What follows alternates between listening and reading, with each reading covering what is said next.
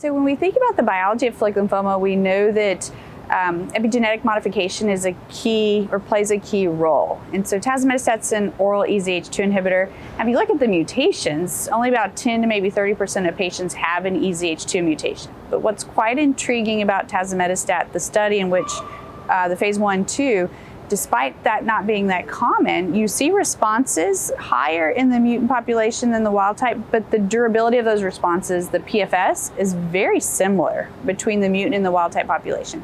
So that tells us that EZH2 inhibition is helpful not only for the lymphoma cell itself, but also potentially the microenvironment that's critical to keeping that lymphoma cell thriving.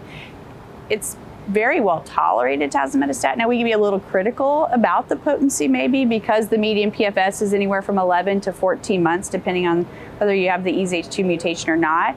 And in the modern era where we're seeing durability extending well beyond 2 years in that third line or later setting, it would be nice to see something that's a little bit more effective. Now, based off its impact on the microenvironment, it likely will pair well with something like lenalidomide and rituximab, and because the safety profile is quite favorable, it shouldn't add to the toxicity. So we have seen a phase 1 study completed with tazemetostat in combination with lenalidomide and rituximab. Looks quite favorable. We don't see any sort of new or worsening toxicity than you might see with lenalidomide and rituximab alone. So based off of that, the phase 3 is launched. So it's R² plus minus tazemetostat in relapsed follicular lymphoma, and it's going to take a while to complete enrollment, but we're encouraged to see the results of that study.